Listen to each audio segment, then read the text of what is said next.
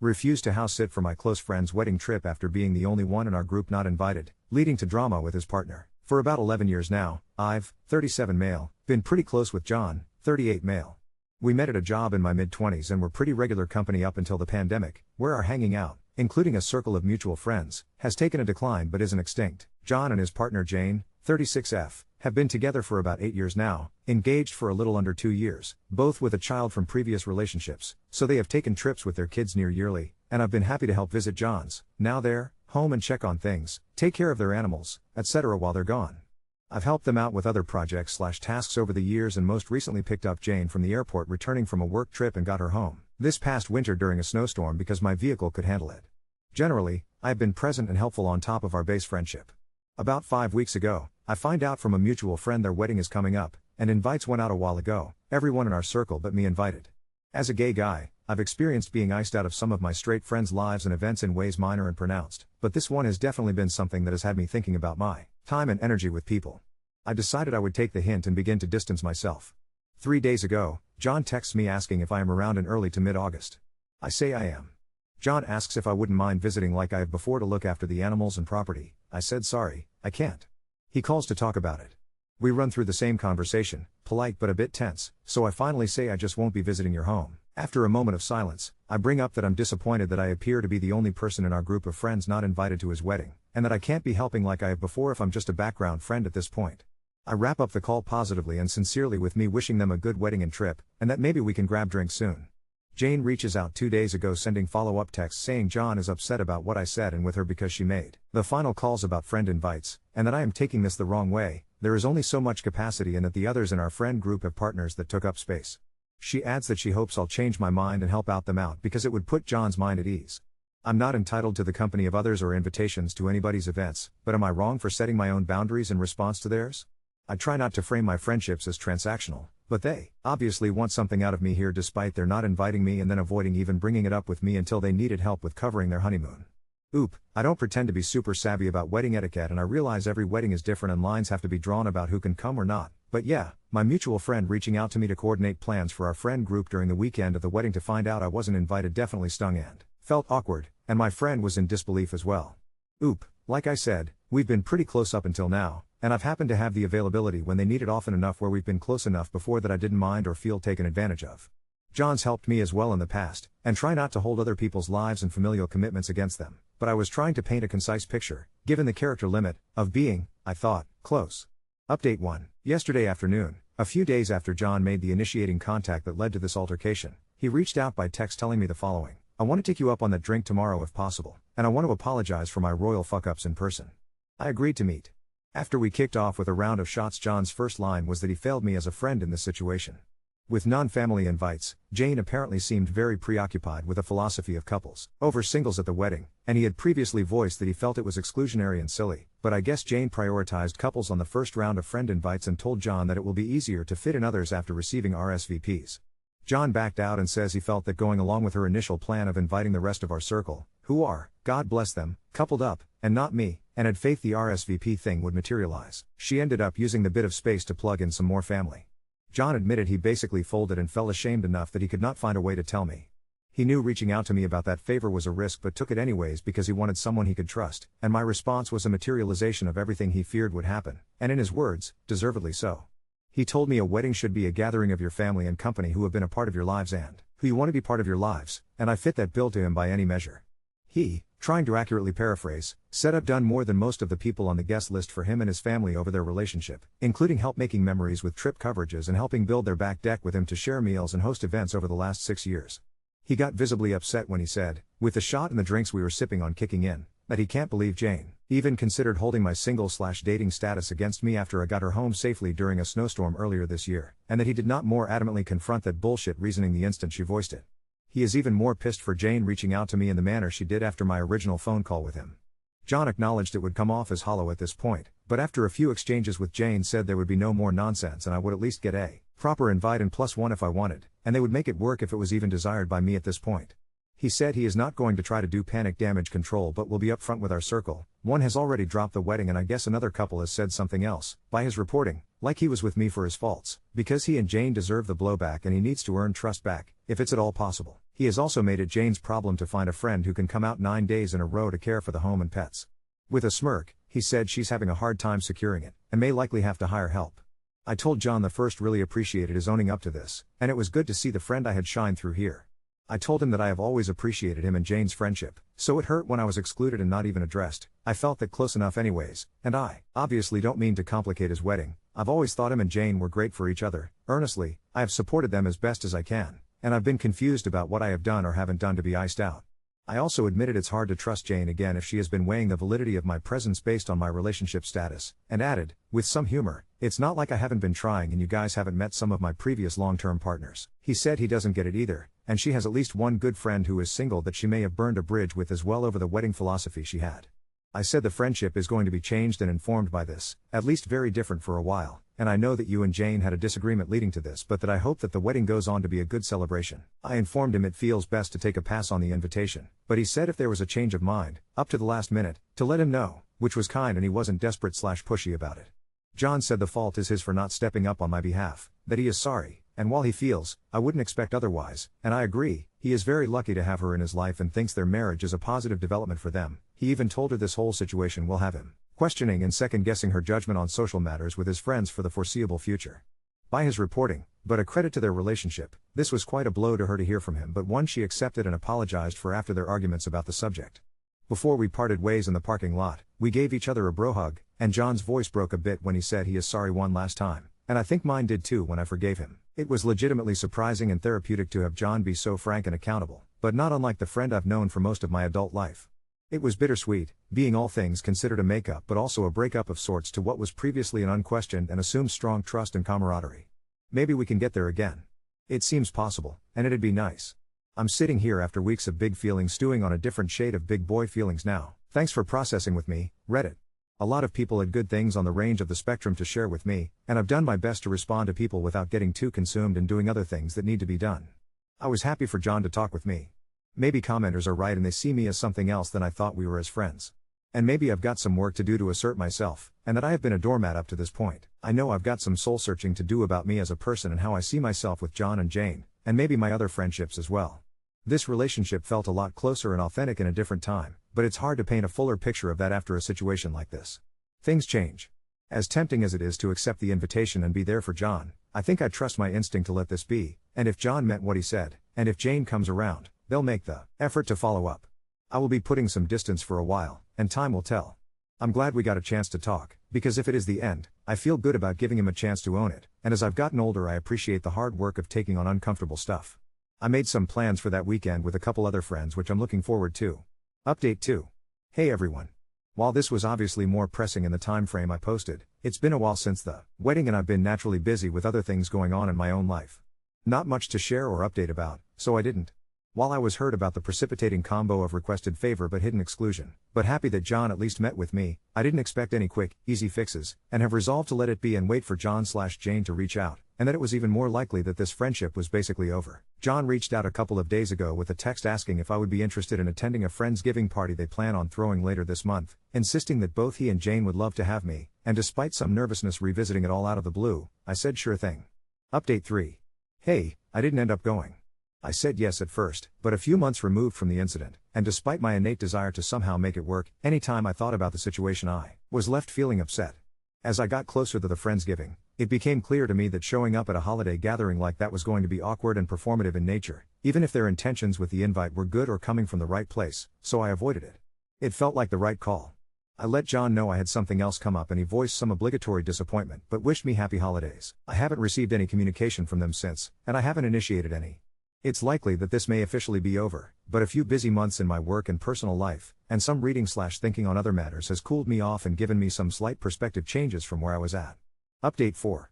So, I'd basically consigned myself to the end of the John and Jane chapter, minimal, occasional Instagram glimpses, the odd meme in a group chat, that kind of thing. But last week, out of nowhere, John called me on an actual phone call.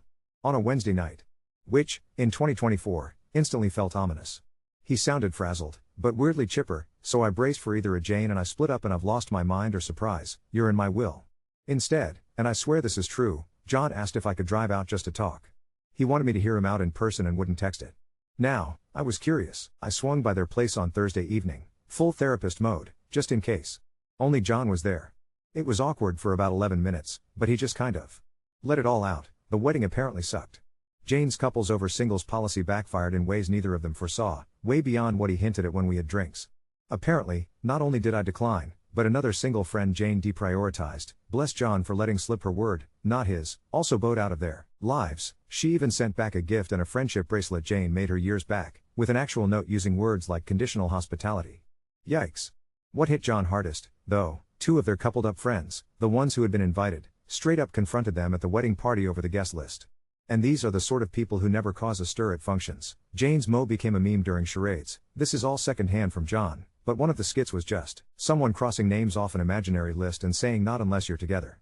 It set off a whole undercurrent at the reception, which John said was like the worst Reddit thread, but in real life an open bar. He dropped a hint that the philosophy was not only called out but led to several people, mutual friends, openly reassessing their own relationships with John and Jane. Not great. Then, for the wildest twist, Jane came out and apologized, in person, during my visit. John had texted her to come back a bit early. She was extremely sheepish and honestly, for the first time in my 11 years of knowing them, seemed actually rattled. Jane admitted that she'd been overly defensive for months since the wedding, and the resulting weirdness with both me and other friends had made her realize she'd turned their wedding into a tribal sorting hat instead of a celebration. She's apparently started individual "I'm sorry to exclude you" coffee dates with a few different friends, mine included, just to try and repair things. We talked for 2 hours, at first awkwardly, then, honestly, with a weird warmth. Jane admitted the couples over singles thing came from a bad insecurity about her family's attitude toward the legitimacy of friends at their events. A super controlling aunt had threaded some stuff into her head, and she'd let it warp her decisions. She actually teared up telling me about how she'd started to lose sleep over the whole thing after one of her best friends ghosted her after the wedding too. Then, and this is so on brand for my life that I can't even be mad, Jane asked if I'd consider giving things a real shot at friendship again. Not out of guilt, but because I'm realizing I was an absolute prick about this, and I miss my friends. What was even weirder was how John handled it. He flat out said this was her thing to fix, and he was done playing go-between. He wanted us to reconcile if we could, but mostly he wanted everyone to just stop being so goddamn weird. Moment of the night. I left their house with, get this, an actual handwritten apology card from Jane. Inside, "You have every right to never speak to me again. I really hope you will." A 6-pack of a weird IPA from John, and an offer to join a weekly pub trivia group they're starting with the same old mutual friends, and, notably, a couple of new faces including the single friend from earlier, which is awesome. So, I won't lie, I'm still processing a lot of this. When you lose trust, it's so slow to rebuild, and I told both of them that. But for the first time, I felt like the apology was actually about me, not about cleaning up after their mess. That's new, and the trivia night invite is open-ended and not for animal care or helping, which feels good. I don't know if I see myself hanging out every week, and frankly, keeping a toe out is self-preservation, but I left their place feeling way weirder, and dare I say, lighter, than I've felt in months. The feeling of being upgraded to human again within the group. It's surreal. So, I texted Jane the next day and said I'd come to trivia, one night only, for now, and would bring a friend, my +1, just because I can, and we'll see what happens from there. TLDR, the wedding fallout was messier than I thought. Think, memes, drama and burnt bridges. Jane apologized hard, John tapped out of refereeing, and the doors opened for a cautious, less useful friendship next era. Who knows? Life's weird. Reddit. Update 5. First, my +1 was Gabby, a friend from work who's as allergic to small talk as she is to beer. I figured, let's level the chaos. She showed up in an "I'm just here for the free cheese fries" shirt. We rolled in a little late, and the table was somehow both familiar and deeply reconfigured. John looked hopeful but resigned. Jane was actively fidgeting with her apology card stack, and, plot twist, the long-ghosted single friend Jane had also iced out was there. Her name is Elise, and by the end of the night, let's just say, she was officially running the show. Some paired-off friends were present, but a couple seats belonged to totally new faces, one of whom later half-joked he'd only been invited because I was single and Jane's making amends. Weirder still, the new group dynamic. It turns out, in the months since the wedding, Jane has been on what she calls her exclusion apology tour. Imagine coffee dates, apology gifts, extended text threads with classic "I've done a deep dive," and "Yikes, am I a jerk, please don't block me" energy. She did lose some people, that other single friend? Still MIA, conditional hospitality note legendary in group chat lore, but surprisingly, some folks accepted her amends. Not instantly, not without boundaries, but still, a core survived. Trivia night, she said, was her way of doing things right, this time, with no selection algorithm but come if you want, bring whoever. She meant it. Across the 2 trivia tables she'd reserved were people I didn't recognize, some just there for the spectacle or forgiveness fries. What happened next was what I can only call the thaw. We were all weird at first, but trivia is spectacularly good at smashing barriers. By round 2, Gabby and Elise were high-fiving over their encyclopedic knowledge of obscure 90s sitcoms. John was full-on belly laughing at an answer clue about weddings gone wrong, and I saw Jane actually relax her jaw for the first time. She did, in the middle of a Chips run, give me this awkward, whispered thank you for even being here, it means a ton, but she didn't press it. That felt respectful. The wildest part, though, during the bonus round, category, Epic Party Fails, our host, who it turns out is an old college friend of Jane's, made an offhanded joke about never use spreadsheets for guest lists, just saying. Half the table went into nervous giggles, and then Elise, delightfully, deadpanned, yeah, spreadsheets, ruin lives, but at least they show you where you burn the bridges. The table lost it, including Jane, who laughed so hard she spilled her cider and finally said, okay, that's officially funny now. The tension that had ruled our world for months just evaporated in a single, stupid joke.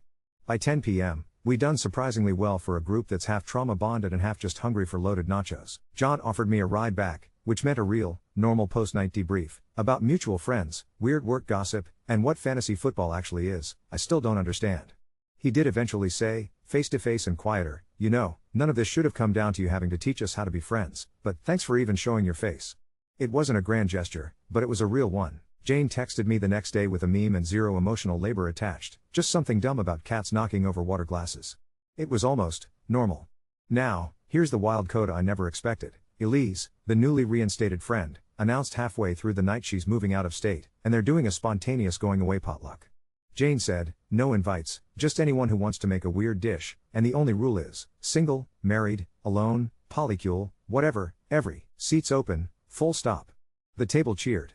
Well, except for the trivia host, who looked briefly terrified about 20 people showing up in his tiny backyard. I know dramatic Reddit resolutions are usually either saccharine or disastrous, but here's the real-life, messy healing version. Our friendships will never be what they were, but they're also not dead. They're less automatic, more chosen. Trust is coming back, in cautious increments, a little at a time, with more laughter than I'd ever guessed. I found out I'm not alone in having kept weird emotional tabs on this stuff. Turns out, nearly everyone, even the couples, felt a bit like outsiders ever since that wedding. A group chat resurrected itself, people are making summer plans. The we now feels more plural than paired. So, as for Jane and John, I'm not about to dog sit their pets for 9 days again, and Jane knows I'll side-eye her hard the next time she tries some tribal guest list nonsense. But, for now, we're doing okay.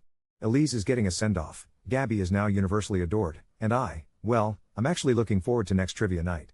And for once, I don't feel like background support staff, I just feel like a friend with full human credentials. Long story short, Reddit, sometimes people really screw up, and, if they eat the full meal of humble pie, and you're up for it, something pretty decent can grow back. Not the same thing, but not nothing either. Update 6. First, Elise's send-off turned into an emotional free-for-all. Picture a backyard with 25 people, yes, 25, in a space designed for maybe 10. It was packed.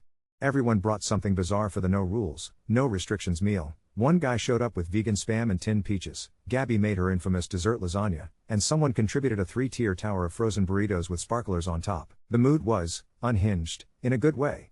The real shock, couples, singles, and even low-key feuding exes all showed up. The old friend group had gotten the message loud and clear, no gatekeeping this time. Jane was bouncing around like a golden retriever, hugging people she barely knew. You're Derek's friend from D&D? Welcome. Sorry about the chairs, and bossing a bunch of us to pile awkwardly on picnic blankets. John played grillmaster, managing to only light his sleeve on fire once, but the actual crazy, like, wait, is this my life? Started mid-potluck. About an hour in, Jane's Aunt Marilyn, previously confined to legend as the family guest list enforcer, arrived, uninvited and in full peacock regalia, literal feathered hat, folks, because she happened to be passing through. She clocked the chaos, took stock of the crowd, and without missing a beat announced, I see our guest list philosophy has evolved. Audience, mixed gasps and stifled laughter. Jane turned beet red, but instead of shrinking, she stood up, wine glass in hand, and gave this hilariously earnest speech about friendship, found family, and how not to destroy both with spreadsheet algorithms. She thanked everyone for coming, admitted to the spectacularly misguided Survivor episode her wedding had become, and publicly called out her aunt for gifting her a copy of the Proper Hostess's Guide, Jane, which, for the record, is basically a thinly veiled thread in book form. Marilyn cackled and, honestly, seemed to love it. To everyone's shock, she toasted Jane back and officially dubbed the event the Messy Reconciliation Feast. If you ever doubted the power of a slightly deranged aunt, don't. Somewhere in the middle of all this madness, Elise took a moment to share why she was moving. A new job, new city, and a promise not to get sentimental. But look at you weirdos, you got there anyway. She handed out little friendship bracelets. Yes, the ones Jane had tried to replace. This time, Everyone accepted them, Jane included, teary but smiling. Safe to say, walls, further lowered. But wait, it gets wilder. The next day, group chat meltdown. Someone had taken a photo of the whole group in the backyard, even Aunt Marilyn, Featherhat Askew, fake sword from John's shed in hand. Gabby posted it on Instagram, tagging everyone. And then, brace yourself, Jane's previously ghosted single friend, Anna, the conditional hospitality note-writer, slid into the DMs. Turns out, she'd been lurking, watching the drama from afar, and the public spectacle of invitation anarchy, her words, won her over. Jane was floored.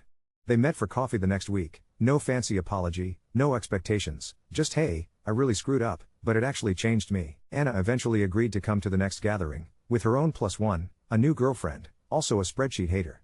But because my life can't just leave it there, John caught me outside at that gathering and dropped this. Hey, if we ever get married again, you're planning the guest list. I'm deadly serious. Don't worry, not a hint of divorce, John just openly campaigns for reasonable humans. Now, he asked if I'd consider helping coordinate a summer no gatekeeping block party for everyone, saying he trusts my judgment 1,000,000,000% more than before. I wasn't sure at first, but Gabby talked me into it, partly for the memes. We'll have a spreadsheet shred piñata, she insists. We announced the party on the chat. Literally everyone RSVP'd in minutes. Aunt Marilyn threatened to show up with karaoke equipment and rainbow jello shots. Elise, now back in town briefly for work, confirmed she'll make it. It's scheduled for July, and the theme is bring whoever you like, pets, partners, +1s, your weirdest self. Small bonus twist, at trivia night, Jane and Anna's +1 turned out to be college classmates, and now there's a brewing singles table too. Zero group that jokes they're the most robust portion of the friend circle, the only ones not stressed about who's coming or why. So here's where the story lands for now. The friendships are messier, louder, and much more real than before. The exclusion, while still a scar, somehow forced all of us out of autopilot and into, actually choosing one another again. Jane and John? Still goofy and imperfect, but owning it. Aunt Marilyn? Internet sensation in our city's Facebook group, best hat, worst cake, A+ vibes. Gabby? Now the undisputed queen of event food, regularly fielding recipe requests for dessert, lasagna. Elise and Anna? Bonded over wedding pain and spreadsheet trauma, our accidental bridge builders. Me? I'm planning a block party, going to trivia, fielding dog memes from Jane, and, for the first time in over a year, not dreading the group chat. I haven't quite forgiven the whole world, but, wild card as that world may be, turns out, maybe it's forgivable if we're all accountable, honest, and willing to eat some vegan spam together. Life's still weird, Reddit, but, unexpectedly, it's weird in a way I'm starting to enjoy again. TLDR, Elise's send-off became the wildest, warmest, least exclusive mess ever, complete with the infamous guest list and apology speeches, and a tribal sorting hat finally torched. The lost friend came back, group chat is revived, and I'm the accidental social chair for a summer party where literally everyone, and every +1, is invited. We're cautiously, joyfully, building something both new and old, spreadsheet free, for once.